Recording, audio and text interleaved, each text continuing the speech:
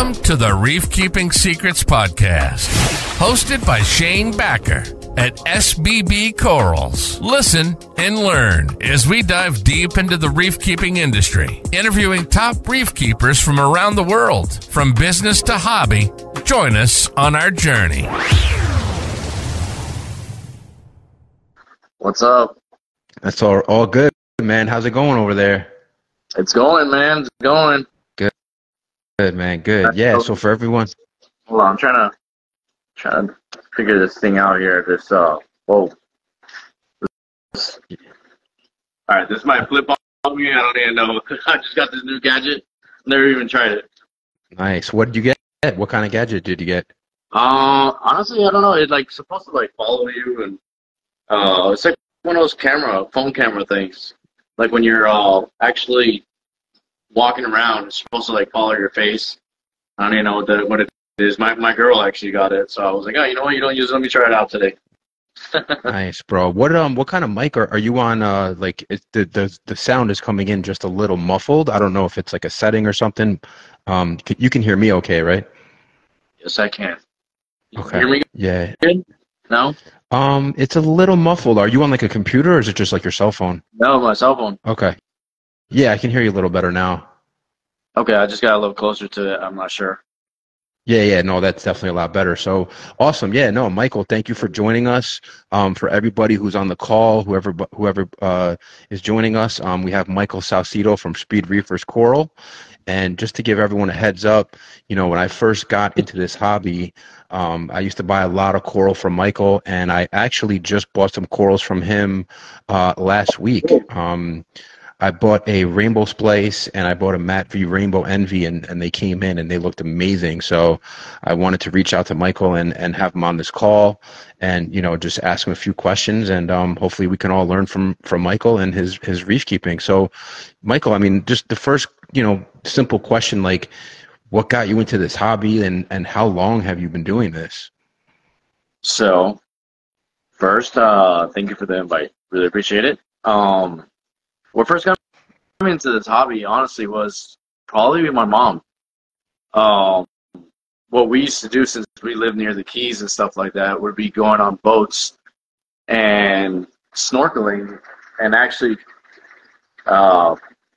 collecting some fish. But that was back in the days when there was no laws or anything like that. So she basically bought an aquarium, and we started collecting, these random fish. Did not know anything, because at that time there was no people actually growing corals or actually having corals in their tank. There was probably like leathers and stuff like that, but basically I started with fish only. So a few years into that, I saw the first store that I ever saw actually growing corals or anything like that was Worldwide Corals. And the internet wasn't really big back then. But What do you mean back then? Like back then when? Like how many years ago? So like I've been in let's say the hobby. I probably want to say like about almost 30 years. About 30 years. Wow. So I'm 40 now, but since a kid having a reef tank, back then I'm pretty old, I guess. I don't know. In the hobby. You're younger than me, so you can't be that old. You are? Well, you started this hobby a lot later than I did, I believe. Yeah. Well, I'm talking about age-wise. I mean, I'm 42, so you're 2 years younger than me. Yeah. But you started this hobby way after me, I believe. I don't know when did you start. I don't remember. I do remember you. Yeah, no, I got into the hobby, I believe it was like 2018 or so, 2019. Yeah, that was, forget it. I mean, I've had tanks my whole life, basically. I was born in a tank, I think. But that's why you're so good at growing corals, because you've been doing it for 30 years. That's why I hate it now. No, just kidding. It's like a ugly girlfriend, man, doesn't leave me. So basically, when I started off with the fish only tanks, and then I would go to stores, like local fish stores, and I saw SPS. And SPS at that time was like nobody could keep SPS, and even I tried to keep SPS and I couldn't until.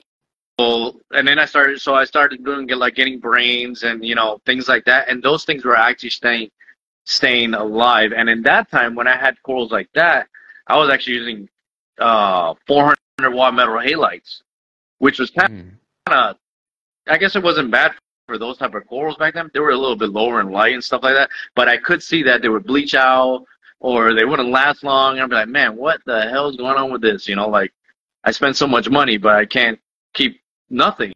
So then, I finally found Worldwide, and I went to their store and I bought like the most expensive acros at that time that they had there. It was like $250. I was like, oh my God, $250 is like, well, this is rare. And, like I wanted to see if I could make it survive. And honestly, like it didn't survive. Now, being young, I wasn't a chemist scientist or anything like that. I didn't check alkalinity. I didn't check calcium. I didn't check phosphates, nitrates, or anything like that. So obviously, nothing was gonna live.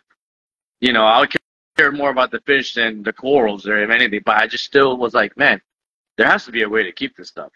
So eventually, people started getting more advanced. The big guys, and I would start reading stuff. And I was on Reef Central. I started getting on Reef Central. When I found that website, I was like, oh man, this is awesome. There's so many people, giving so much information. So I started going off base of that stuff. Eventually, and this was like a 180-gallon tank that I had. So that was a pretty big tank for a starter. Not a starter, but kind of new into corals and stuff like that. And I wanted that tank. Obviously, I bought this crazy tank. I told my mom. My mom was like, you're crazy getting such a giant tank in the house. I'm like, yeah, but it's so beautiful, Mom. Like whatever. It's the biggest tank I'll ever have. Blah, blah. Yeah, right. So I tried acros again and still couldn't keep them alive until I figured out the phosphates. The biggest nightmare of mine for some freaking reason. I had crazy phosphates in that tank, so nothing, like no acros would stay alive at all. So, I did like 100% water changes on that thing. Like, I swear to God, like 4 days later, the phosphates just go through the roof again. So I'd be like, what the hell is going on? I dealt with that for like 4 months. Couldn't figure it out. Finally, I spoke to somebody, and they were like, have you ever thought maybe it's in your rocks? I was like, the rocks that I have in that tank are really, really old. And, probably the phosphates were so high in that tank that I never thought, they're actually, I didn't know that they're, the pores would keep the phosphates in them and they just release. I don't know if you know that or you ever heard of that. Where No, I have. Phosphates. If it's a really old rock or whatever, and they say you can't get rid of it or whatever it is unless you use GFO. So finally I got, I threw away all the rocks, bought back in those days you could get Australian, Fiji and all that stuff, like live. Tried that out. Then of course you get all the pests and all this stuff, but how things were thriving. You were able to keep any type of coral, SPS, or anything like that once I figured out the phosphate issue on top of, learning alkalinity and calcium and all that stuff. So, yeah, fast forward, I moved out of the house. I went to go live on my own, whatever. Bought a deep blue 70-gallon rimless tank, which was like the first rimless tanks I think there was over here or whatever it was. Super nice tank. And I was like, okay, well, I'm going to try SPS now, like for sure. Hardcore SPS. Only SPS. I will die trying to learn this crap. So that's why now I'm just like a stickhead. I don't really care much for the other stuff. I always loved the acros. I was like, that's my favorite type of coral. And then LEDs came out. I still had the metal halides, but it was so hot that I was like, man, I can't take it. Like, it's in my room. The room is hot. The vibration is crazy. And then, LEDs came out, and I was like, I'm going to try the LEDs, which were the, like, China boxes, the black China boxes. Mm-hmm. And man, sure enough, trying those things out and learning all that stuff, like, dude, a 70-gallon tank full of SPS, thriving. I was like, holy hell. Okay, well, now I need to obviously, you know, why are they so pale? I got to learn, you know, what's going on with these animals and stuff like that. But yeah, it's been a journey. After that, Yeah, I mean, it sounds. I moved into a house and, you know, just went all out. No, so I mean, it sounds like so yeah, I mean, 30 years, you know, in the hobby. You obviously started when you were 10 years old. You mentioned that you guys used to go catch fish. Like, would you catch the fish and then bring them into your aquarium and then try to keep them alive, or did you just catch them like and throw them back, or was it something? So what were you catching? Probably like damsels and like some butterflies that, you know, there was. I mean, little small ones and stuff like that. I even like. One time I went to the South Beach and I see this guy come out with like scuba gear and he's like, hey man, you got a fish tank? And I'm like, yeah, I do. And he gave me a jar with a French angel and a sweet lips grouper. And I've never seen that before. So I did take those obviously home. I was like, yeah, this is cool. Well, you know, obviously I didn't know those fish would eat coral, like angels and stuff like that. And then the group started eating fish. So, you know, it's a learning basis of everything. And then most of the fish down here will eat any coral that you have. Here in Florida, at least. I mean, you know, the Atlantic. There ain't really a lot of reef-safe fish. Yeah. So you mentioned like you got the first corals from Worldwide Coral, but, you know, sorry, the first SPS coral, but I guess you mentioned also that nobody can keep them alive. So like, how did that, like, were they like the only ones that could keep them alive, or did they just like get them and then sell them so fast like that they just didn't die in their place? Like, how did that?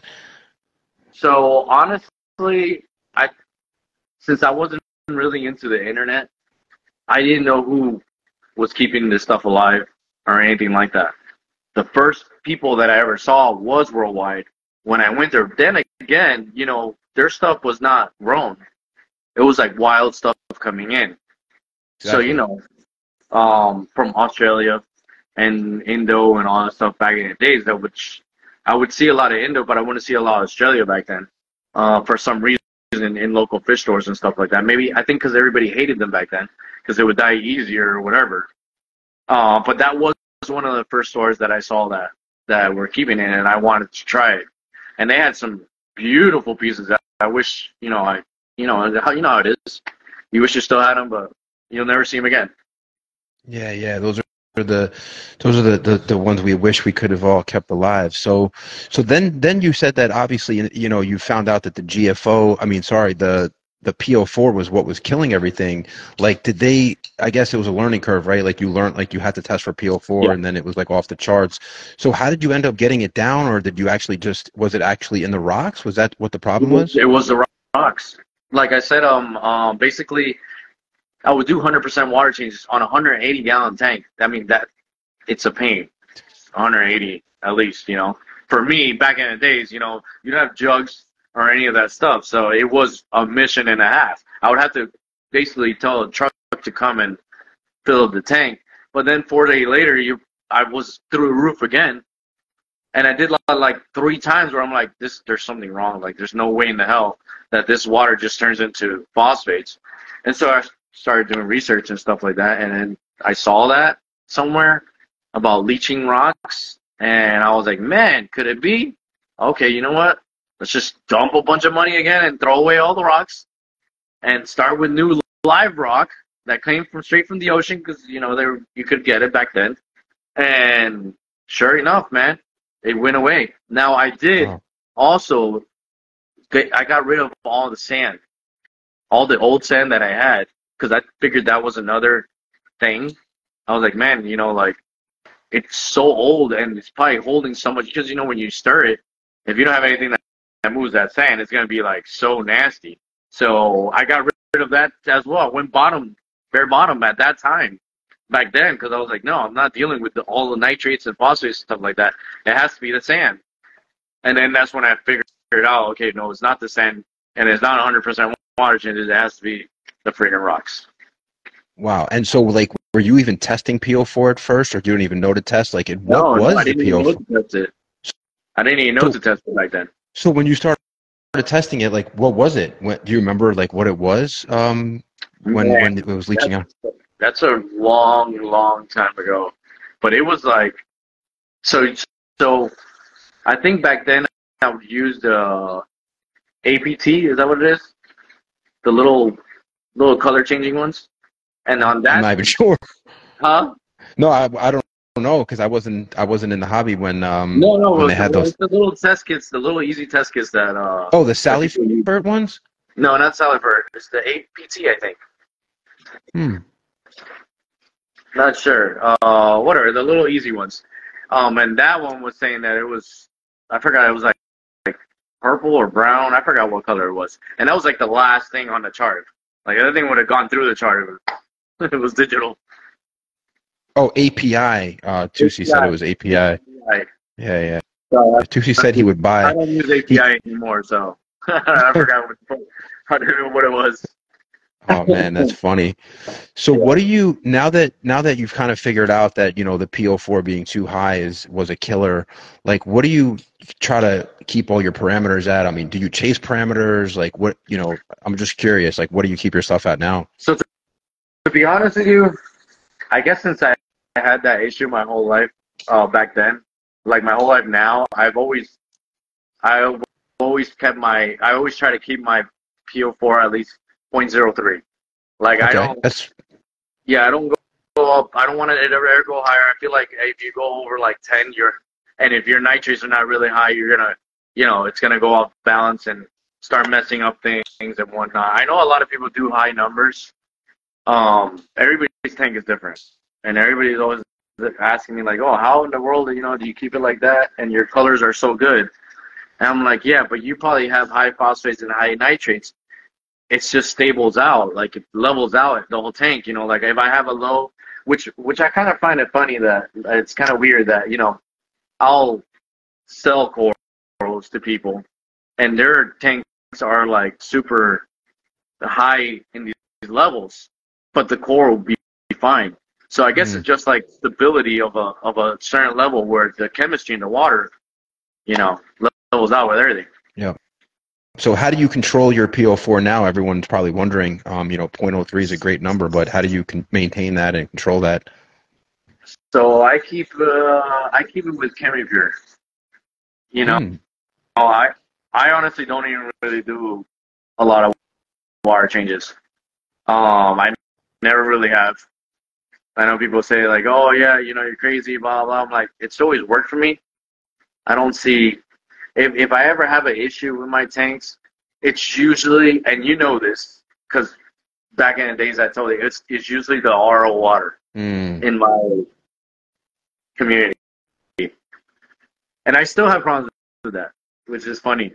But, yeah, the GFO is, I just use ChemiPure. Well, nice. Yeah, that's a big. In the display tank, I have a scrubber. That's it. An algae scrubber. Honestly, I keep the tanks real simple, man. Protein skimmer, GFO, and that's about it. I don't do anything else. Oh, and I've been trying Cal Foster. You've been trying. So you don't do water changes, but so do you dose anything to replace any of those? Stuff. Yes, I do. I do dose. You do. So I do like to try out different things and whatnot. I use a lot of Zeolite stuff. Nothing crazy like that. Acro Power. I try Red Sea colors as well. Different things that give me elements. And then they tend to work. I haven't seen no difference with with a certain brand. I just try to use the highest of all brands, and they work.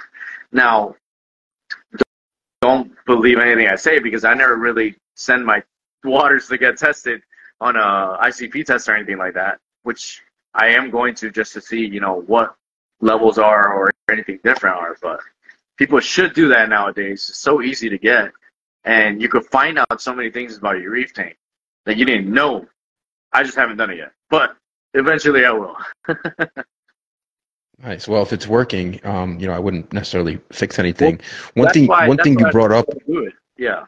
yeah, it's like, If it worked for me, you don't want to mess I'm around. just like, yeah, you know, I know that when something goes wrong in my tank, I could kind of instantly fix it, you know, and I don't really usually have a lot of problems, um, other than my tridents, the only ones that drive me crazy. But other than that, everything is usually fine, you know, like, or going on vacations, you know, vacations are a pain. I mean, everybody knows this.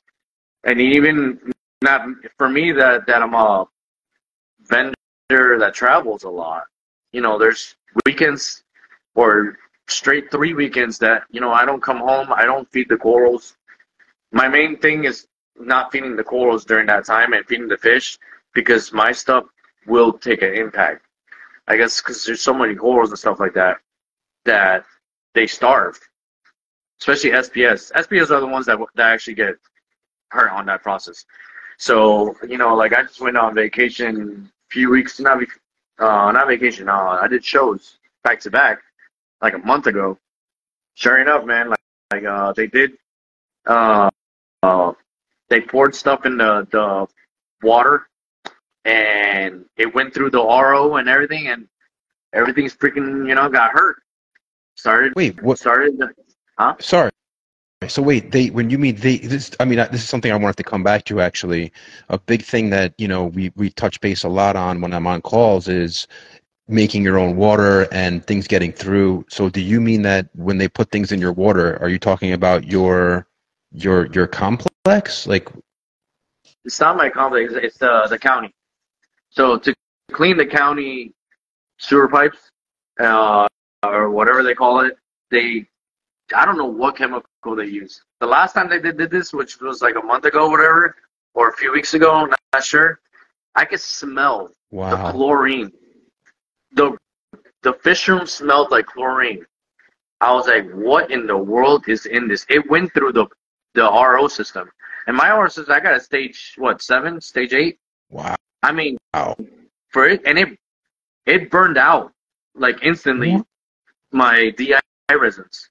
So I don't know what in the world they're putting into that stuff. So now, you know, I haven't had that problem in a long time, man. Like, you know, I was on top of it. Now, when I hear that they're going to do that, I'm going to have to, like, make a lot of water and just keep it there to... So did they warn you before they're going to do this? Or is it just like, oh my God, it smells like chlorine again? Like, oh shit. They do warn you. Yes, they do warn you. They send you an email if they can, or a letter if they want to. And I did know, so I changed all the filters, put brand new filters, brand new everything. But I did not think that it was going to do that at all. Like, it literally smokes my DI resin in a day, which is kind of crazy. That's scary too, because you never know when that can happen. I end up using stuff that I'm just like, man, you know, like, what the hell? You know, if ain't one thing is another, I didn't even go on vacation, you know, like, it's crazy. Yeah, I know I was talking to Tusi when we were on the call with him, and he mentioned that in his area he only does water changes like half the year because in you know, half the year it's like they put all these chemicals in his water or something, and he just now has a method where like he only does water changes 6 months out of the year. So I guess you've had to really adapt to that, right? Yeah. Wow, yeah, that's definitely something that everyone should be cautious about. Maybe their, you know, water supply, they do that to their water supply. They lose stuff and they don't realize it. So that's a big one, I think, for people. Yeah, I talked to other guys over here as well that live here in Miami. And they make their water before that happens, you know, just to hold off a few weeks. Or a month if they can, or whatever it is, you know. Fish stores as well. Oh, wow. Fish stores too. So how do you know, though, when it's back up to normal? Like, do they send another email like, okay, guys, we're done now. No, you can now drink your water again? You just basically, you know, think of it like a chemical that you put in your tank. You know, eventually it'll, you know, go away. There's no other way you could do it. I mean, you're not going to ask them, like, I don't know. And there's nothing you can touch for it. That's everything crazy, yeah. Different, yes. So you mentioned that you go to a lot of shows. I mean, one thing I did notice about you when I was first getting in the hobby is like you were at every single show, whether it was like Reefapalooza in New York, whether it was a show local by you, whether it was like a show in California. Like, how many shows do you go to a year? Because you have a really big following from the shows, I think. So I honestly used to do probably about not that many, probably like 10 shows a year traveling. And I love it. I love it, and I still do love it. You meet so many people. All these people that buy from you. You meet new people as well. All the people that I know as friends. I have good friends now from this hobby that, man, I wouldn't trade them for anybody. Not even a local friend. It's an amazing hobby, to be honest with you. And that's what made me want to travel more. And you get to experience every hobbyist in another state. You hear their stories, winter stories, heat, whatever it is, but you get to learn so much from everybody. It's a really nice experience when you do that stuff, traveling around. Right. Nice. But I think this year, I'm not sure if I'm going to go crazy like that anymore. It's just it's the pain sometimes. It's hard. When you have an actual legit job, company, whatever, and then doing that, and then you got to rush, and then you delays and corals, on the plane, they delay the flight a day or whatever, and then you have acros, which is the worst thing that can happen. You lose a lot of stuff as well, and it hurts. Not that it's expensive or anything like that. It's just that it really sucks. You're killing animals, and it's not, you can't do anything about it. Yeah, no, it does suck. Did you go to Reefapalooza, California? I don't think you went there this year, right? I didn't. You did, right? No, I didn't. Oh, you didn't. Okay, yeah, I didn't remember seeing you there. Yeah, it was a drag. I mean, last minute, but something came up, and I think a job came up, and I just didn't go. We were talking about that because you were gonna go. You did go, right? Yeah, no, I did go. It was good. I mean, like you said, like I love to go there and meet people, and I feel like every time I go to a show, it's like I meet someone new. The which one? That was the second time you've been to California. Yeah, that was the second time. I think the first time I went was like 3 years ago or something. It was like crazy. Like it was like some. Yeah, it was. Like talk about like. More. Yeah. It was like, was it 6 years ago? Yeah, man. More than that, probably. Holy smokes! Yeah, I remember. I got an invite actually to go there from Matt V. He was like, "Yo, come over here." He was like, "We could share a tank or whatever." I was like, "Oh, word!" I was like, "All right." So it was like before I knew anything, I was like packing my suitcase full of corals, hoping that it would get through like the TSA, But yeah, it got through. Yeah, I remember that. And that was some. And that's when you were like, "I ain't never coming back." No, I was like, this is crazy. And then like, obviously like, we progressed and now we're, we try to go to as many shows as we can because like you said, meeting everybody, like you sell to them online, but you never really get to meet them in person. And then once you go to the show, you get to see them. Yeah. It really is awesome. Good, man. Like, like meeting everybody in this hobby. It's beautiful. You even meet haters. Oh, dude, you meet everyone. And it's like, sometimes you come back and they're like, yo, so I would love to see, I see you're actually down where your tanks are. I see the tanks in the background. Like, I think me and maybe everyone else on the show would just love to see kind of your tanks and your setup. I don't know if you can maybe give us like a quick walkthrough of everything back there. Yeah, let me see if I could, oh yeah, you could do the flip thing. Hold on. So right now. Oh shit! I didn't even notice that you had a tank to the right. You have it to like walls and walls full. Oh wow! So is that what is that part of your house, right? Where you live? Yeah. So I decided to build when I bought the house. So before this happened, before I bought a house, I was living in a condo with a display tank, which I was like one of the most incredible tanks I ever had. And then I had frag tanks, and then a hurricane hit. I had to basically evacuate. I didn't know I had to evacuate because I was so close to the ocean. So what happened is that I couldn't come back for 2 days. There was no power for 2 days. I lost every single. The only thing that survived was one tank. All the corals, everything. It was like the worst thing that ever happened. Probably lost way over $100,000 in corals. Holy smokes! That was my top of my game. Like, you know, collecting acros, all the high end acros I had. You know, every piece that's ever back then was out. I've had it. I had it. You know, so that was a big hit, and that almost made me want to get out. So what I did was I bought a house, and I said, screw it. Let me just, you know, I don't have to evacuate my house. I'll just stay here if a hurricane comes, and that's it, you know. I go with the tanks, or I don't know. So wow. it turned out where I built out the garage. It didn't really have anything. It had no ceilings, no nothing. I put the floors down. I put a bunch of tanks everywhere, and that's it, man. I mean, that's how I did it. Let's see. Oh, awesome. Yeah, that looks crazy back there. So you basically have like 4 walls and they're all tanks, right? Like all around? Yeah. I mean, some are, you know, empty now, but... Are those all connected? Or I think like one time I talked to you and you said you had like 6 or 7 systems.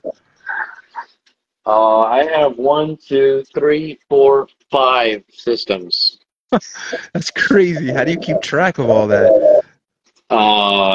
I don't. I just let it be. No, just kidding. So, they're all independent, actually. Why? Because, you know, I don't want to deal with, like, some type of nuisance, algae or something, or if a tank starts crashing or something, I'm able to move stuff to another tank. They're not all connected to one tank. And that's what I love what I did. Even though it's a pain, there's more stuff to clean, there's more money to, you know, put on it. It's more, you know, what do you call it? 2-part, everything. It's just, it double the prices on everything. Like, it's just crazy. But do you have, you mentioned trains. Do you have like 5 different trains going? Right now at the moment that work, 1. I have 1, 2, 3, 4, 5, and it's just like it doesn't.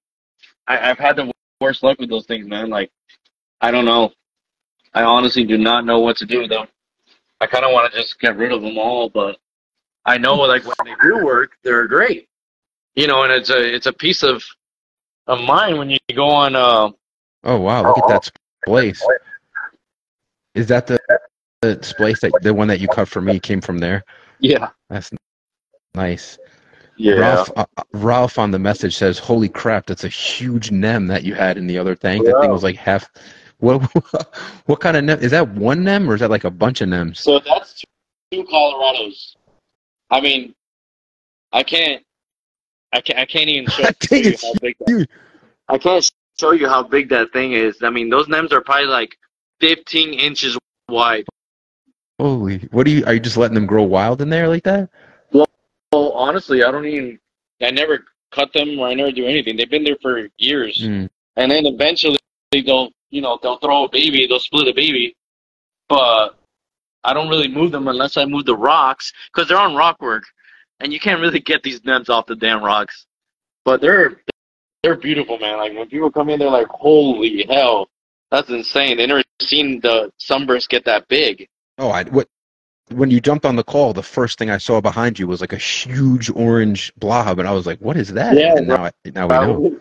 Like, I know people that look at the pictures and they're like, "Man, how big is that thing?" I'm like, "Bro, it's just way too big. Like, it's literally like that size right there. It's probably like 3 feet wide." That's huge. Yeah, they're monsters, man. But the good thing is that they don't move. They don't move at all. Yeah, that looks awesome, man. So if you could show us, like, I was gonna say, give us a tour of all the tanks, show us like the sumps, like just go crazy and show us everything if you could. This is my acro tanks. Now, I didn't mention it. You know what that one is? That's Millie right there. Which one is that? The Sniper's Voltron. Oh, is that the snipe? That's the Voltron. Yeah, Oh, I still have that, dang. bro. I don't know who has that. I don't think I haven't heard of that for last time I heard of that, like a half-inch booger was going for like $700. Yeah, man, bro, it's so like rare now. I guess I don't even think Hugo has it anymore. Dude, that thing looks nice too. Yeah, like as I did mention it, with this whole thing, my colors are like totally off. I a lot of things got hurt, even though they still could look kind of good. Yeah, they look really Um, good from my view. yeah, yeah, no, like things don't look that bad, but I did get, there's a What's lot that right of there? Is that a Spath? that. That one and the one to the left of it. I don't know what the hell that is. That looks like a Heisenberg. I think it is a Heisenberg, actually. Dude, that looks like a Heisenberg. I was It, like, whoa, you you got know a what? Heisenberg in there. Yeah, I think that's exactly what it is. I got it in North Carolina Yeah, nice. That's a at a nice one, show. man. You still have that? No, I lost mine. Really? Yeah. I mean, it's nothing like crazy, man. I'll get you a frag whenever it goes out. Yeah, Yeah, that but looks nice. that one is a Spath. I don't know. Is that a Spath? It looks like one. I don't know for sure, The but it definitely does look like one. Heisenberg Oh, yeah, the Heisenberg is. Mm-hmm. is a Spath? It is, yes. Oh, okay. That one is a Red Matrix from RMF. That's a Spath, I think, man. That definitely Yeah, is a no, I Spath. think both of those are. Yeah. That Heisenberg, though, I pointed that right out. I'm like, that looks like a Heisenberg. Yeah. The colors don't even look that good on this video. They look pretty good A lot from nicer. here. Yeah. But you see, look, this is what happened. You see the tips? Oh yeah, it's a clear sign of something going on with See the burnt that? tips. I mean, these Yeah, ponies were looking incredible, and now they almost died, and they all burned up. Like, it's just ridiculous, man. That really made me mad. dang. But other than that, some of the stuff is still really good. Yep. And what kind of salt are you using in there? I am using the Red Sea Blue Bucket. Okay, nice. So we're using the Red Sea Red Bucket. The only problem is that their alk is like 12. So whenever we do a water change, it goes from like, 7 to like 9, and then it just ends up going back down. Yeah. So I want to try that. I've been talking to a lot of people that have been doing that, where they do that for the higher levels of whatever it is. I just always been scared of it, but I'm not sure, man. I mean, I definitely want Shit. to. Is that a flamethrower? Yeah. Yeah, that's dope. Just doesn't look that good on this video, but Dude, it's popping in the that's video. a baby right there. Do you cut that, or does it naturally just turn into little ones like Oh, that? it naturally splits. There's Oh, really? there's like 5 babies underneath that thing, bro. Like I mean, this underneath? thing, underneath the mother. When you mean underneath the mother, like if you pick up the actual rock and flip it over, or just like underneath like the So he legs? starts moving off the plate and starts Mhm. dropping a bunch of babies. Nice. So there's like a bunch of them under there. I just got to get another plate because she's moving and throwing babies. I got another plate so she doesn't get stuck on the rack, and then I can't move her at all. Nice. And what's that Ghani right there? That thing is crazy bright. Which one? The This? big one right there. Yeah. That is AZ's Atomic Fireball. Oh, nice. Nice. Yeah. And do you cut for the Ghanis? Like, you obviously have to cut those, right? Yeah, I cut Ghanies. I mean, I sold a bunch of Ghanies, and like I don't even have anything cut now, but I usually just let them grow out and then I chop them up. Nice. Yeah, Nice. they're pretty hardy. I mean, thing is that with Ghanies is like if I could keep a Ghani, anybody could keep a Ghani because I used to kill Ghanies like left and right. So I noticed also that like you have your SPS in one tank, and then you have like the Ghanis, and then that crazy Colorado in another tank. Do you think that like those tanks have different parameters, or do you pretty much keep them all the same at this point? I keep them all the same. Literally, probably at this point, like I don't really mess with any of them. Like this tank right here, all I have is A cans, like A cans and like some LPS stuff like that, and they do amazing. Like, I have no problem with it. But what I have realized is that, you know, I'm a fish lover, and I would see like this tank where I'm like, man, my gonnies are all dying, my acans are all dying. I'm like, what? My chalices? Well, you know, I never really pay attention to fish, and I figured out that the freaking tangs were eating my corals. What kind of tangs? Like, yeah, I see you have a couple yellow tangs. Like, are those eating them? The freaking bristletooth teeth. Fish, the tangs, like my cichlids. That's one of my favorite fish ever. It's the most gorgeous fish you'll see, but I don't know if you can see it there. It's a little freckle face one. Maybe, can you show us from the top? Oh, yeah. I can see it from here. Yeah, it's got the freckles on the on like the mouth area. And then the yellow eye coal thing. I think they're just savages, bro. They hate me. So you don't want to take them out? You just said, all right, let me just get some, you know, really expensive food for them. Honestly, like they're so they don't go after the bigger colonies. They go after like frags when I cut them. Now, I don't know if it's because, you know, they're trying to heal. So, you know, maybe algae will grow on the side, and then you just start going out, and then they get a taste for it, and then that's it, you know? Like, that's my guess. And also for, like, you know, in all the other tanks, I don't have any bristletooth tanks except for my main display. I can't keep a coral in the display because I have a lot of bristletooth as well, a blue hippo. My blue hippo eats corals as well. And then I have Bellis angels that tend to nip sometimes. And which one of those tanks is your display? Sorry, I didn't mean to. Were they? I can't even show my display. My display is destroyed. Like it never came back after it crashed. Is that in a different room, the display, or? No, it's actually this right here. It's so the front of the tank, you could actually see it in the living room. It's in the wall. Oh, nice. So you can see it from the other side. Yeah. Got it. What happened, if you don't mind me asking, though, what happened to you said that one crashed. What can you share with us, maybe what happened? So what happened was that one day I come home, and I'm looking at the tank when I walk through the door, and I'm like, what? Why is the tank white? I thought the snails were like, you know, spawning or whatever it is. And I start seeing like a bunch of anthias and a bunch of fish that were dead. So I'm like, I run to the tank, and I'm like, what the hell's going on? When I touched the glass was burning. What? The front glass of the tank. Now this is like a 3/4 inch glass. And I'm like, what the hell? Now, this is where I had all the high-end acros. I had all my high-end corals, like that stuff that I didn't even cut because I didn't even want to cut it. So I come back, and I'm like, what the fuck is going on? Excuse my language, sorry. Okay.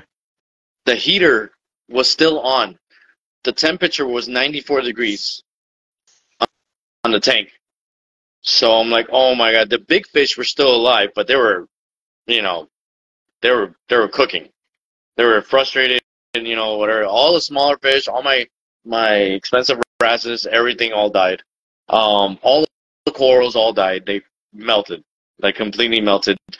The problem that happened was that the EB8, the newer EB8, for some freaking reason, lost control, kicked on the heater, even though on the app I had it as if, you know, if a certain temperature just turns it off. It completely lost control, and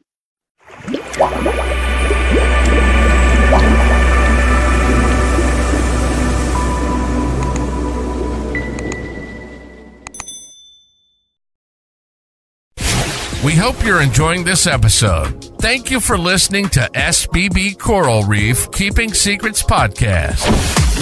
If you like the content, all we ask is for you to please share with your friends and comment, as that's the only way we can spread the word and grow this channel. the tank. Oof.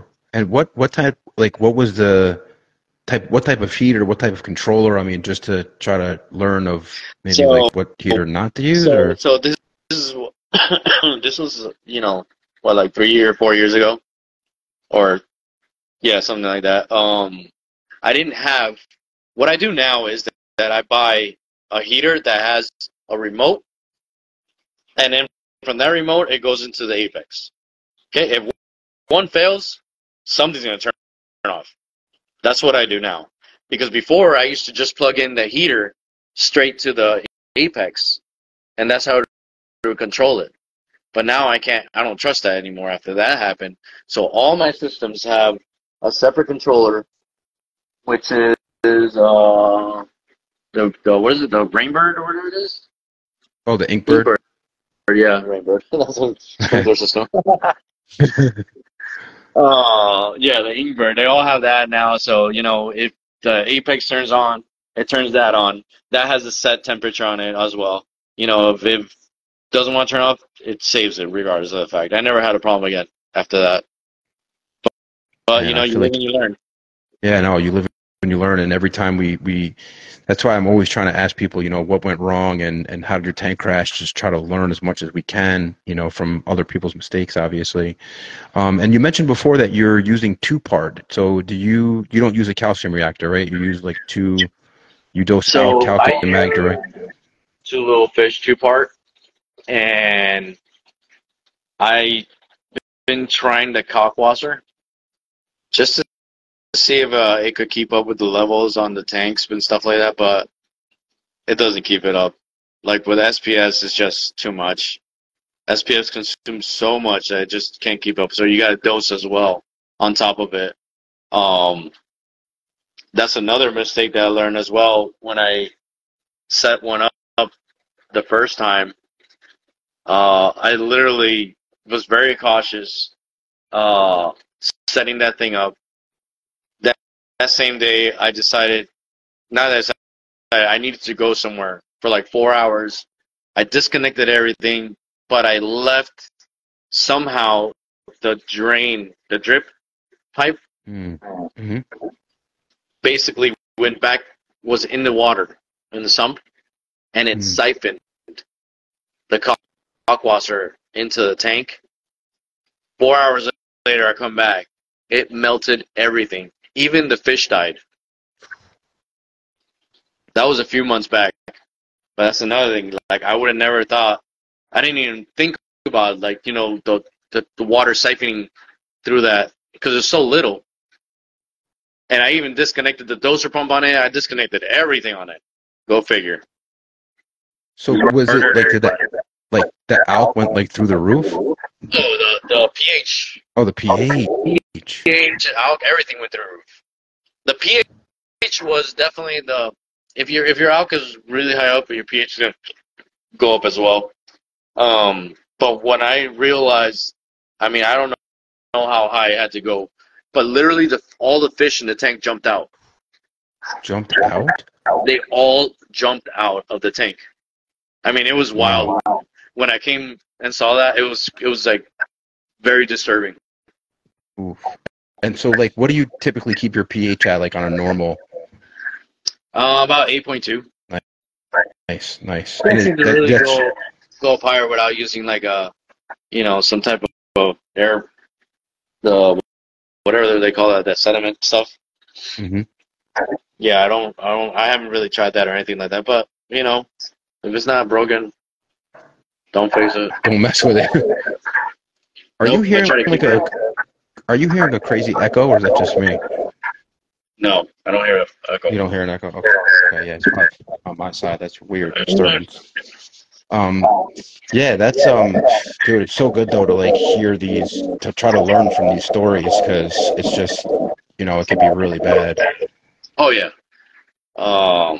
And you know, a lot of things happen. I've been in this so long that a lot of things have happened to me as well. You know, it's just a learning. You're always learning on this hobby, even though sometimes they're really bad. But hey, you got to experience it somehow. Yeah, you got. Sorry, I just lost you for a second. I had to reset my mic. It was like echoing like crazy. Man, yeah, that's so yeah. Let's open it up to questions. I feel like I can't believe we've already been talking for almost an hour. It's like time is just flying by. I just, a lot of people probably have questions. They want to ask you questions. So I want to just open it up maybe for like 15 or 20 minutes. It's echoing for some reason. It is, right? I don't hear it, but people are saying it. Trying to figure out what to do. Oh, you know what? I'll do this actually. There you go. It's not for now, probably. Can you guys hear it echoing? Is it? It's on my side, I think. Can you hear me, guys? You can hear me, right, Mike? Yeah, I hear you. You sound different, but it's not echoing on me. Okay, that's fine. Yeah, we'll keep going. So what I was saying is, that's so weird. I don't know why it's like. No, it still is. Yeah, no, I just wanted to open it up for questions. If anybody had any questions for Mike or me, we can answer them for you guys. So if you guys want to start asking questions, I'll put some questions out, and we'll answer them one by one. I know Tusi has a lot of questions. He doesn't know anything about reef hobby. Oh boy. Yeah, let's see. Shane, it's you. There's a delay on here, so I know that people are probably going to be asking questions, but there's always a delay for them to come on the questions. So are you going to keep traveling for shows? It's the volume. Yeah. It's your volume on your device. Yeah, no, it's on.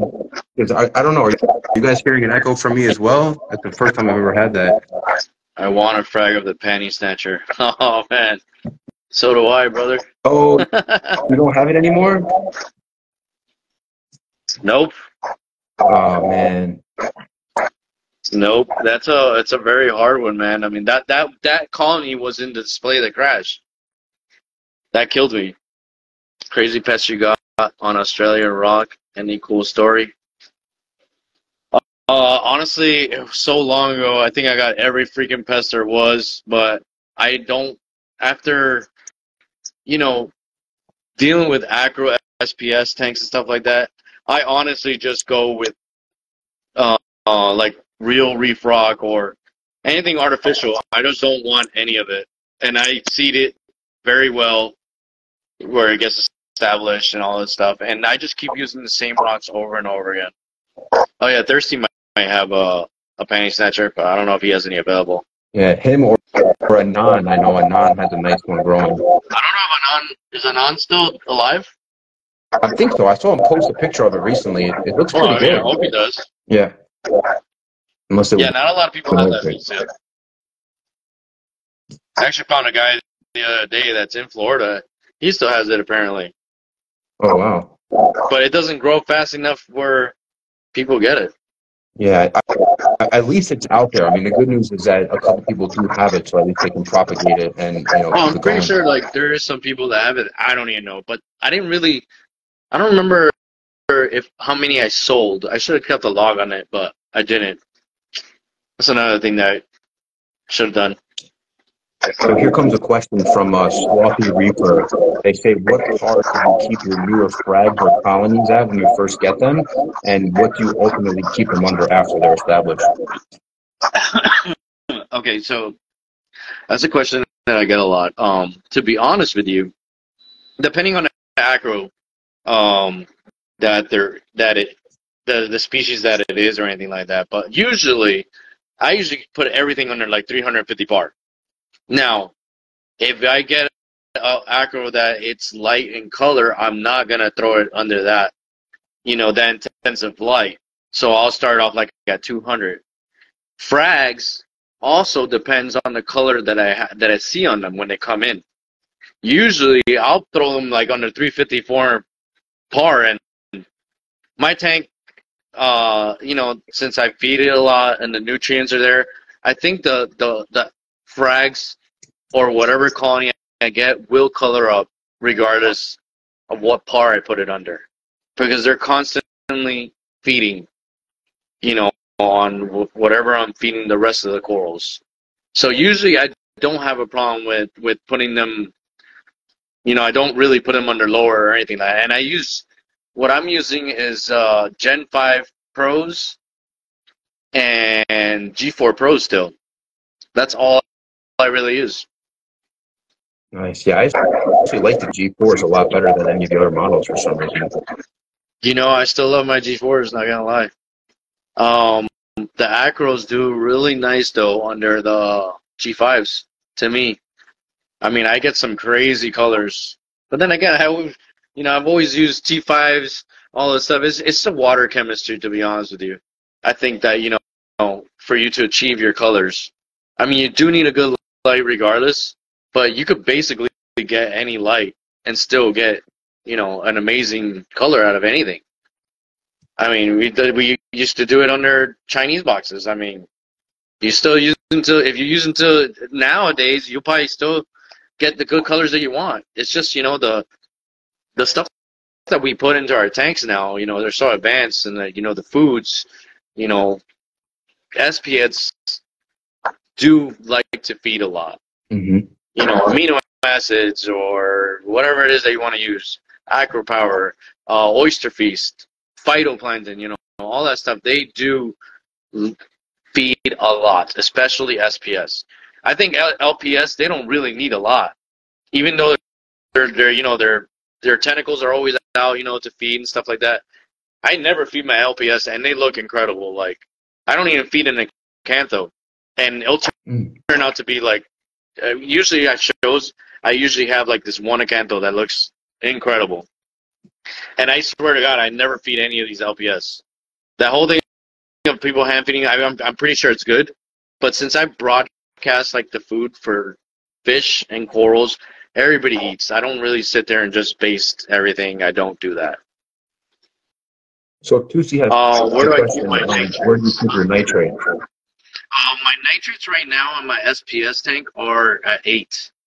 Mm-hmm. I've been trying to bring them up more, but I can't. Like, it's just, and I don't want to get crazy and just, start dumping a whole lot in there. If if everything's doing good, I don't want to go. You can't go fast. You can't.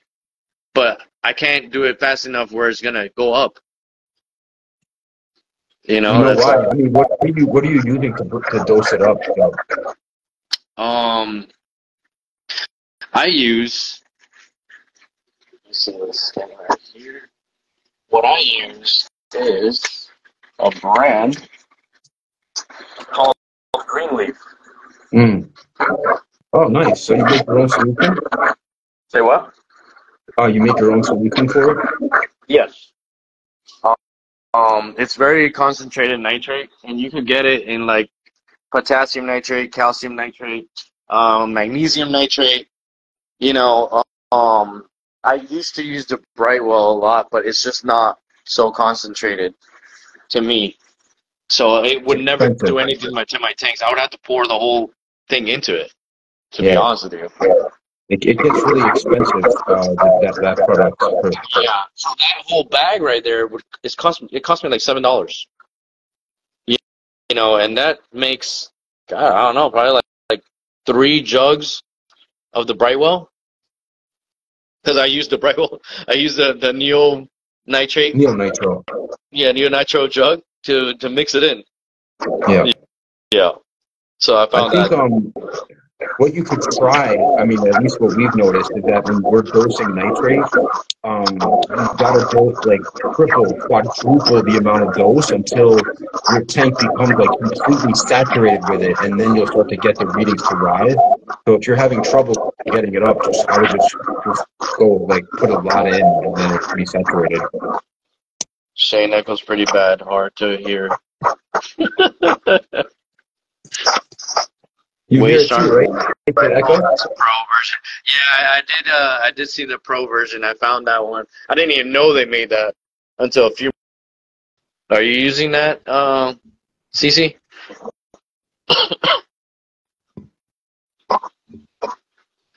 Have you seen a big difference using that? I can't keep phosphates up, and I dose every day. Man, feed your fish more. I think my A lot of echo frozen is food, killing and me. you know, you could use flakes, or you know, reefroids. To be honest with you. Yeah. Or they could just make their own solution like you have and just dump it in there, like, you know, until it goes up. Yeah. So whatever you're dosing, which you're probably dosing Brightwell phosphate, you're gonna want to dose more than what I think you're on the bottle. Don't listen to me. You know, do your research first. But I'm pretty sure that the concentration, just like the neonitrate, it's very light on these things. DYI, yeah, there you go. Sodium nitrate. Pretty sure what Amazon. But the neophos, you definitely probably want to add more than what you're putting in if you're having a problem raising it. I don't think it's gonna hurt anything. I think it's really light. Actually, use phosphate from Reef Blueprint. Okay, well, have you tried like upping up the dosage? Because if I see something that's not working, I'm gonna up it just for the hell of it. What do you dose anything, Shane? So hopefully this echo is so bad. I don't know why. You can hear it yourself? It's just like, even if I talk really low, it's just like really bad. Damn, that's crazy. You don't hear it at all? Okay. Well, then if you don't hear it, then I can tell you. Yeah, no, we dose, we make our own solution also, the sodium nitrate. And we basically dose, you know, like a lot of it. If you want to, okay, so Praveen, what's up, brother? What do y'all keep your nitrates at? So I'm keeping my nitrates at 8 right now. What is too high for you? For me, I think above 30. I know Shane loves hitting those numbers up there, but you know, everybody's tank is different. I don't know if you're still doing it that high. Between 20 and 30. Yeah, that's. I mean, I can't even get to 15. That's crazy. You and I used to be old. If you dose more. My yeah, I know, but I'm scared. You know, like I don't know. I gotta try it again. You know, you just so. The best way for me to, I think, remove the nitrates, it's wet skimming, like really, really wet skimming for a little while. But then again, I don't know. I mean, I have seen it where it removes a lot of stuff from your water that you never see your skimmer actually pull out.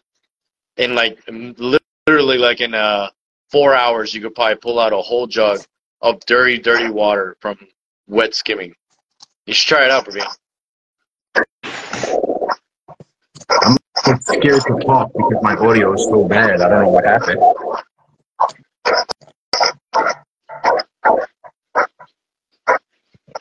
I mean, you could shut it off and come back on. Then the thing is, we'll lose. Let's try that real quick. All right, guys, I'm gonna just try to reconnect because the audio is so bad.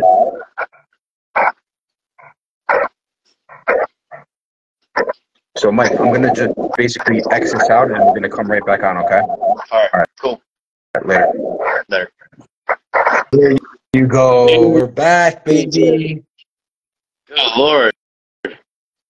Hello, Mr. Michael Salcedo. You have to pay me for this, bro. The crazy part is once I got back in here, we jumped up to like 35, 40 people watching. I don't know why, but like we have more people now than we did before. Yeah, I don't know. I don't even see you now, so. You can't see me? No. Really? I don't know. I can see you. Yo, what up? Yo. People can. Now we got 40 people in here, so if somebody can see us. Now it's a party. Yes, that's actually my wife. Big shout out to my wife, Sivan, on the call. Thank you. I'm back in town. All right, we got 40 people in here. What? Yo, Pri, I don't want to hear it, bro. You live so close to me, you don't even come. Oh, my God. So, guys, let's get those questions going again. We had some really good questions. So they can, Mike, they can see us. I can see you. They can see me. Mike, yeah, you said I you don't can't. know why I can't see you, but it's all right. All right, it's all good. You're not that pretty. So yeah, let's get those questions going, guys. We definitely want to answer your questions. I mean, the last Okay, question what's that up? someone asked was, do I dose NO3? Man, The scotch is out.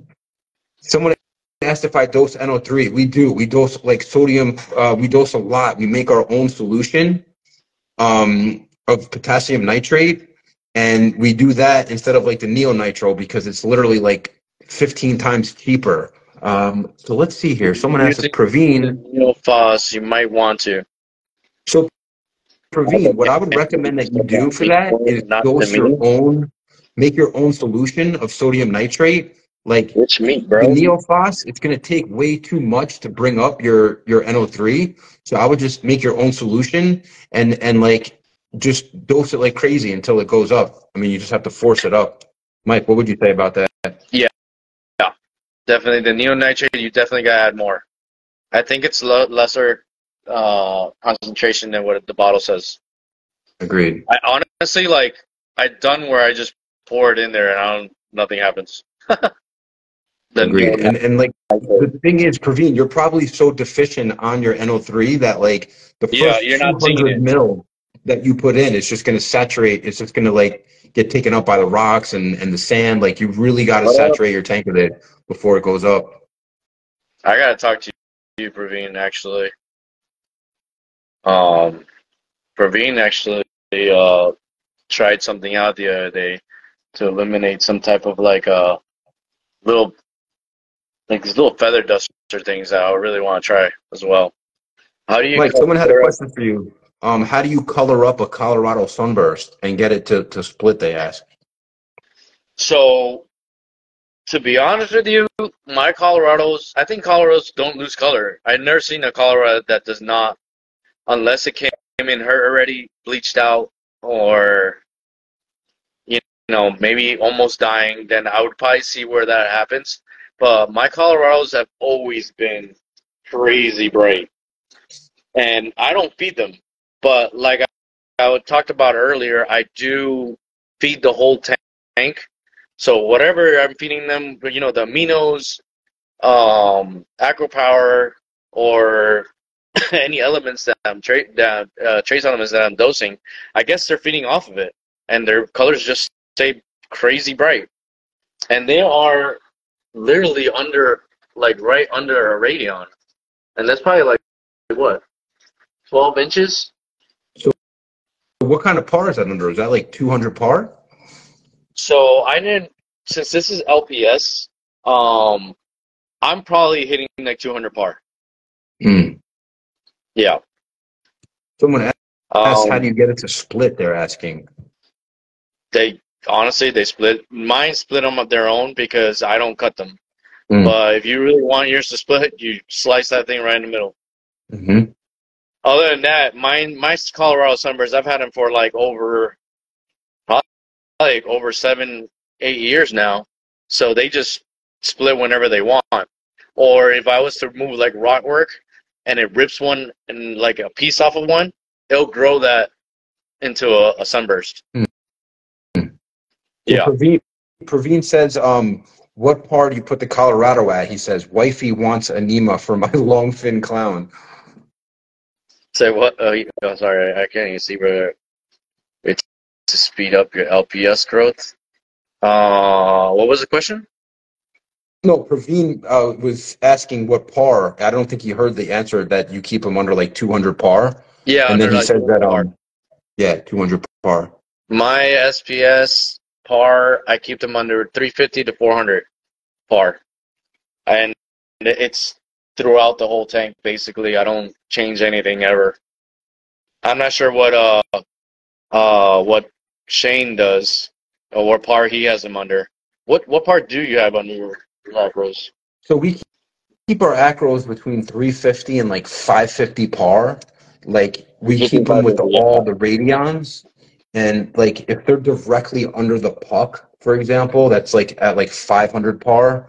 And then like kind of in between the two lights, it's like almost like a 400-ish. So like I would say between like 400 and 500. Okay. I see a question here of how we cut our ganies. I don't know how you cut your ganies. The way that I do is I cut from the underneath. Now I learned that from underneath the frag plug. That's how I cut them. I learned that from Katie Reef, actually. She's the one, because I always told her that I had problems like keeping my gonnies whenever I would cut them, and she said, you got to come from the bottom up. And since I've been doing that, I never really lose a gonnie again. I don't know why, what's the difference, but it works somehow.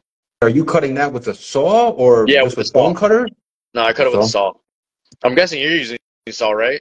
Yeah, we use a saw also. We cut them from the top, but now that you mentioned that little trick, we're definitely going to start trying cutting them from the bottom because we definitely lose like 10% of the gonnies that we cut. Yeah, and you know what? It's crazy because that's why I don't understand how that works, because I stopped losing them after I started doing that. So, hey, something else you learn, you know?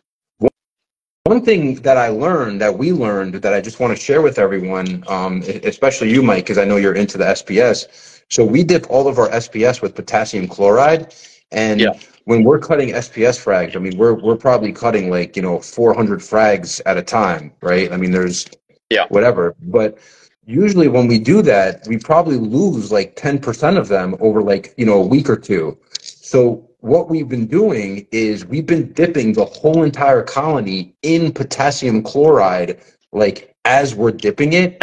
So we basically dip the whole colony in potassium chloride, take the colony out, and then cut it for the frag. And the last time we did that, we literally lost 0 frag. So I don't know if there's just luck or if there's any relationship there, but we've definitely been a lot more successful dipping it right in potassium chloride before we frag it. So definitely, that's kind of odd. Like I said, everybody's thing is different. I literally chop up a bunch of frags, throw them in one Tupperware, and then that's where I start putting everything, like, on frag plugs. I never dip anything, and I never lose anything. So that's, I mean, like I said, every tank is different. I'm not sure. One thing I do tend to do is that I hold on to like colonies for a pretty long time before I actually even cut them. So I think they stable out a lot in my system, where they just, I don't know, they don't go. They don't die. Not sure how that works. Yeah. I don't know if it's like a coincidence, but we definitely noticed that there's, I think maybe like with the potassium chloride might kill some type of bacteria. That's a good idea, though, because I do use potassium chloride to dip everything, and it doesn't hurt because I mean, you could probably do that with gonnies too. Have you tried it with the gonnies? We haven't tried that. We're going to cut some gonnies next week, so we're thinking of like maybe trying that with the gonnies. Joe Tyler had a question. Do you recommend a specific brand or type of that the Colorados are attached to? Honestly, my Colorados don't move, and they're attached to, what is that kind of rock is that? That's regular limestone rock, which has a lot of like notches into it and some holes and stuff like that. They never move. Like a Marco rock, basically. Using phosphor high and safer, fast way. Not sure. Clear, mom, that I need to cut. 2 SPS. Someone just said 2 SPS legends. So far behind. So I want to give a big shout out actually to Matt V, who just joined the call. So if anyone doesn't know who Matt V is, he's like the #1 legend. Yo, that's the Godfather right there, bro. What up, Matt? Miss you, brother. Me too, man. Me too. It's been too long. Without you. Yo, what up, boys? Crazy. How often do y'all dose bacteria at all? So I dose bacteria whenever I tend to do like a water change. That's usually when I use it. People say it's good, so why not? I don't see any negative things on it, so it's just fine for me. What do y'all recommend for possible bad bacteria? For bad bacteria, shoot, man, that's a hard question for me, at least. If I think that there's something bad, I'll probably use like the red slime remover, or even like Cipro. or something like that. I haven't tried the potassium, on it, but that probably works as well. What up, Liz? Yo, we got the Zoe girl in the house now. Yeah, I know. Every time I want a Zoe from her, she never gives me any. Sad. She was in California, actually. She had some really nice Ghanies, I remember, at the show. Yeah, I know. She always has some beautiful ones. Cipro. You can get Cipro online. It's just like a fish medication. If Yeah, you just Google it's a fish Cipro. medication. And it actually does work, I think. Definitely works. Yeah. When you have issues with your torches or Ghanies or even acros, honestly, I think it actually helps. Definitely helps. Like our go-to for any bad bacteria is always ChemiClean. We started dosing Cipro, and it has a very similar effect. I think Cipro sometimes is easier to dose because with ChemiClean, sometimes you really got to scrub out like all the bubbles afterwards, which some people can get frustrated with that. But with Cipro, we don't have that problem. Yeah. I mean, it's not that bad. Just leave it there long enough and then stir it up. Liz is saying that you better go to Rap Cali next year, Mike. Yeah, I know. I was supposed to go there, hang out with my girl Liz, but hey, things came up. Sorry. Miss you. So let's see if any more questions come up. It's almost, we've been on almost for 9. What is it? No, Sloth. I'm trying to. What do you mean by that, Sloth? Did Tom have a question? I didn't see it. Let me check. I think let's see. Where can I get Cipro? Oh, yeah. They answered it. Oh, yeah. Now, with Cipro, it is one pill basically per 100 gallons. That's what I use. That's what they recommended to me. A lot of people, some people don't know that. I don't know how much you dose, Shane, but it's the exact amount. It's like, I think it's 500 milligrams per 100 gallons, and basically you put it in for like 3 days. Yeah, one pill. Yeah. Cipro. I actually got the I'm going to give a shout out to someone else. I actually got that formula from, there you go. I was just going to say I got it from Caleb from Vibrant Coral, who just basically posted it in the, he just read my mind. Caleb tends to do that sometimes. What up, Caleb? How much? What up, KK? 500 milliliters per 100 gallons. That's correct. Yep. Okay. See what other questions we got. You know what I do? I honestly I put the pill right on the overflow, and it literally just disintegrates into the sump, and that's it. I don't even put it in a cup where it melts or anything. Nice. Yeah, we put it in like a handheld coffee grinder to basically grind it up like crazy. Yeah, I used to grind it too, but nah, you don't need to do it. It disintegrates pretty fast. We do that too. Like if we have to do Interceptor or something like that, we just grind the crap out of it with a coffee grinder. That definitely, that's a harder pill. Yeah. I found a reliable way to help speed torch and Ghani's grow. Nice seeing you, buddy. Good seeing you, Kay. I don't know. To speed Ghani's, I don't see a fast way to speeding them up. Other than what I hear, maybe raising your magnesium higher. I heard that helps a lot with the Ghani's, and maybe actually feeding a type of a product that feeds Ghani's, because I know that Ghani's can't eat everything. They're different, but that might help. I mean, I know for our Ghani tank, we keep the PO4 really high, 0.3, and that's the only thing we keep in that tank is Ghani's. Vibrant KK says that you have to feed them manganese. I've definitely heard that also. I heard they literally eat up. So someone asked me a question, and unfortunately, they're asking me if I can come down to Rap Orlando. That's honestly the one show that I want to go to really bad, but it's literally my son's first birthday on April 21st. So there's really no way that I'm going to be able to make that show unless I get permission from my wife for that, to bring the whole family there. So, Savan, if you're on this call, will you give me permission? You don't have to answer that now. But if, Jose? TP, actually. I thought you were going to be at you were going to come to Aguachella, but did I see you? I don't think I saw you. The TP. Oh, okay. LOL, no pressure, she said. You can see my son in the picture, too. He's like 6 months in that picture. Can bristleworms eat Bergia nudie branches? Huh. Chilean salmon and rocks kind of have bristleworm infestation. I don't know about that one with the bristleworms if they eat nudie branches, but they sell traps for those things now. It's pretty cool, actually, for those bristleworms. And actually, something that I've seen lately from, I don't know if you've seen this, Shane, from Corals. Mm-hmm. Have you seen that new dip that they made? I haven't seen it yet. Can you tell us about it? So it's basically like a peroxide or something. They made a dip, which is from corals.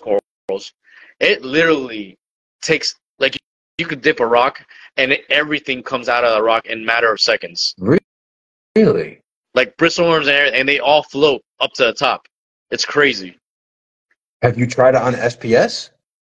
I have not tried it. I don't have it. I've just been watching like their videos and stuff like that. It looks very interesting. Even the little star, you know what they're called? Yeah. The little white stars. They're like a nuisance. Those things yeah, also the Astorina? Yeah. I mean, no, not the Astorina. The I forgot what they're called too, but the corals. All SPS work great. The one dip that I tried recently, which was pretty good, was the Exodus dip from Reef Moonshiners. I don't know if anyone has tried that yet, or Mike, have you tried that? The Exodus dip from Reef Moonshiners. I have not. It actually works pretty good. Yeah. Yeah. I'm afraid to dip anything with the acros. I just dip it with potassium, man. That's like the safest bet for me. Yeah. We actually dip our acros once a week in potassium chloride. They seem to love it. Corals dip. I don't know what they call it, but you could go on their Instagram and check it out. They got a really bunch of cool videos. I mean, the bristleworms just come out and start floating like in a minute. Wow. You know, and any crevice that they're in or anything like that, they just all die basically. I'm gonna pick some of that up and try that. Actually, I'll try that on the SPS. I want to try it out too. I always forget to to hit them up, but it looks really cool. But now I don't know if I would try with SPS because I tried peroxide on SPS and it's killed shit. Yeah. So I don't know. I gotta ask him about that actually. Been using it. All SPS has worked great. Algae bubbles. And algae just bubbles off? Yes, they... Oh, so yeah, so bubble algae actually, it works on any algae, I think, as well. So that's pretty cool. I mean, people that have algae problems, doesn't affect color on SPS. That's for the corals dip? I guess, I don't know. Yeah. I think that's what they're saying. Yeah, corals. Doesn't affect... So you tried it on the SPS sloth, right? You know, I never even saw that moonshiners dip. It's really good, man. We've tried it before, and it kills a lot of crazy shit. Oh, that's pretty cool. Yeah. I mean, it works good. With the potassium, bro, we're killing everything. Yeah. No, the potassium chloride is really, really good. And I mean, you can put 2 tablespoons for 20 minutes and it's still fine for them. Oh, there you go. Look, Sloth said he's used it on 25 plus SPS frags and it works. Oh, nice. Yeah, I'll try that. I would just love to do that, like with flatworms or something. See if it instantly rips them right off. Oh my god. We need a dip that cool. kills eggs, which is never going to be something that anyone creates. You can't kill no eggs. That's impossible. Yeah. So let's see if there's any other questions, guys. We're probably going to wrap this up soon because we're already going on 90 minutes. So what I'm going to do actually right now, guys, do you use reef moonshiners in your system, Shane? So I'm going to answer that question real quick. We do not use reef moonshiners in our system.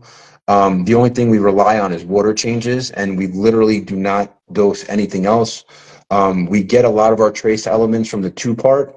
We use the ESV ionic 2-part, and we get a lot of the elements from there. Doesn't have a display tank. Mike, can't imagine if it makes sense for y'all as a business. Mike, show us your system.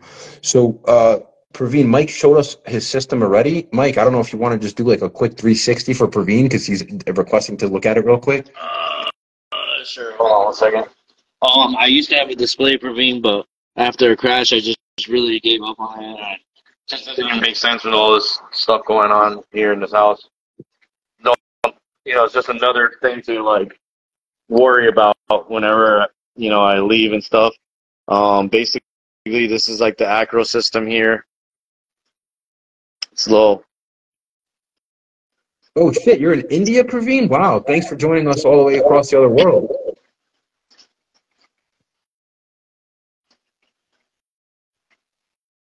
There's some stuff here. This is another mix of acros and stuff. And then here is just like some LPS, that I have for sale usually, and I just post it up and sell it. So it's just like a moving tank. That's the display. The backside of the display, it looks like hell. Oh shit! But it has a lot of nice fish.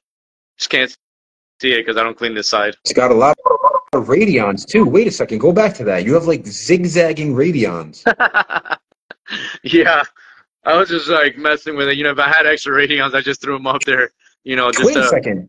So that tank must be really wide because you actually have two radion rails side by side. So that tank is 36 oh wow. inches wide.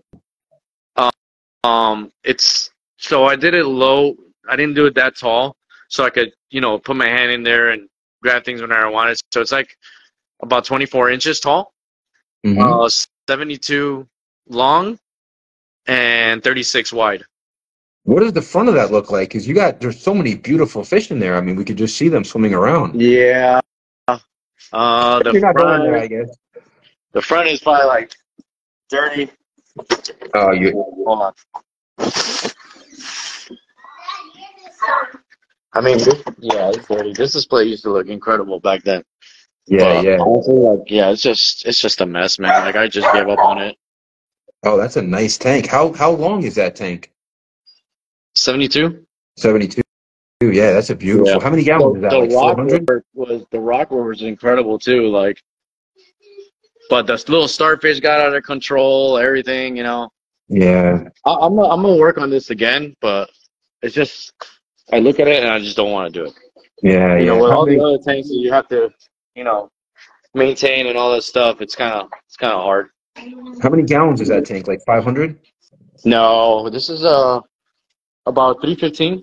315. Yeah, that's a beautiful tank. Yeah, 315 without the sump and stuff, but it's close to like 4 or maybe about 400 with that in water total. That's a nice tank. So guys, we're probably gonna end the call soon, right? Because we've been on for 2 hours. But I just, when I do these calls, I offer like $150 gift card to the SBB store. So I just want to give that out real quick. And I'm going to ask a quick question that we talked about early on in the call. So for anyone who's been like a complete trooper and who has been on this call the whole time, hopefully you can answer this question. Whoever answers this question right is going to win a $150 gift card. And you're going to just send me a DM if you win. I won't respond until tomorrow. All right, Praveen. Later, brother. Later, Praveen. So here's what the question is. How old was Michael Salcedo when he first started this hobby? How old was Michael Salcedo? This is like almost like a trick question. That's a How old was yeah. How old was Michael when he first started? The 10. Boom. Boom, got it. Tyree winner. Canty. Tyree Canty's the winner. So Tyree Canty, send me a DM and you will get a $150 gift card. Thank you so much, brother. I gotta send stuff to Tyree too. Nice. I love it. This is like a conglomerate of like everyone we know in like one place for like the last 2 hours. It was a good live, man. I mean, it was fun. Yeah. I enjoyed it a lot, man. I appreciate you doing this. Yeah. And so I want everyone to know also, like, obviously you have my followers, you have Michael's followers on here. For any of my followers, you should really, really follow Michael's stuff on Instagram. If you look at the live on the top, you'll see his name, Speef Reefer Corals. You just want to click on his name to follow him. And then, Michael, just in case anyone on here is interested in purchasing your corals or hearing more about you, like where's the best place for them to find your stuff? You could actually see some stuff on what you get on my website, speefreefercorals.com. Usually as well, you know, people always DM me on here, asking me if this piece is available, or if they see something, you know, they ask, and you know, we get it out, we get it done. Awesome. And I then the other thing on the website, I don't really update it much, but I usually have a lot of sales on there, so good stuff. Awesome. The other thing we want everyone to do, guys, is if you did enjoy this, we would love for you guys to share this, whether to your story or to your wall. You know, eventually this is going to go onto a podcast. So if you guys are driving and you're hearing this, you know, please share this call so we can definitely try to get the word out. After this call, I'm going to post this to my wall, and then you'll be able to rewatch this. It'll be in 2 segments because we had to basically get off and get back on. And then, Michael, I'm going to add you as a collaborator on the second one. The first one, though, the thing is, the first one I posted it already and didn't add you as a collaborator. Yeah, but I'm gonna. It wasn't that bad from the beginning, so people will know. Okay. I'm going to tag you on both of them, though, so that way you can. Yeah, definitely. I'll put them up as a collab. Awesome. And then, Mike, did you have any other last comments or any advice for anyone, and just any words of wisdom before we jump off? No, just happy reefing, man. I hope everybody gets to enjoy this as much as we do.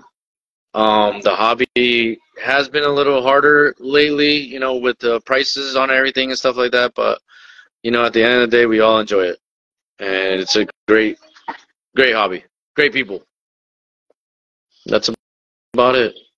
And if you guys ever have questions, you can always ask me or Shane. We're pretty knowledgeable and stuff, so anytime, guys. Thank you so much for joining us. Awesome. Thank you guys so much. And Michael, thank you so much for the last, almost 2 hours. I really appreciate your time tonight. Thank you so much, brother. Yes, sir. Anytime, brother. All right. Thank you, guys. See you guys later. Take care. Thank you.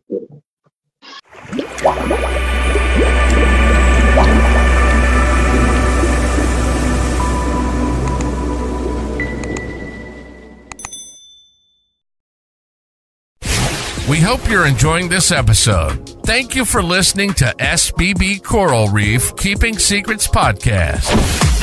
If you like the content, all we ask is for you to please share with your friends and comment, as that's the only way we can spread the word and grow this channel.